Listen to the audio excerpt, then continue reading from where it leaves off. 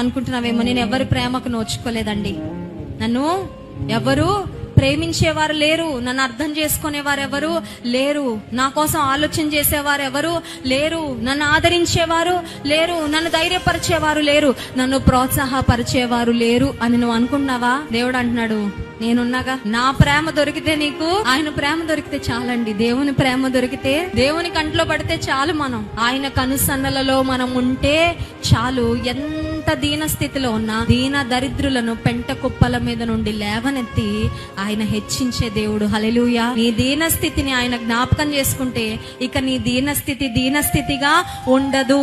మనుషుల ముందు ఏడవద్దు. నీ కన్నీరేదో ప్రభు సన్నిధిలో ఒలికించు, నీ దుఃఖం ఏంటో దేవుని సన్నిధిలో ఒలికించు, నీ హృదయాన్ని దేవుని సన్నిధిలో కుమ్మరించుకో. ఎంత దుఃఖంతో హన్న వచ్చిందో అంత గుండె తేలికై వెళ్ళిందండి, ఎందుకంటే వాగ్దానం పొందుకొని వెళ్ళింది కాబట్టి. హల్లెలూయా.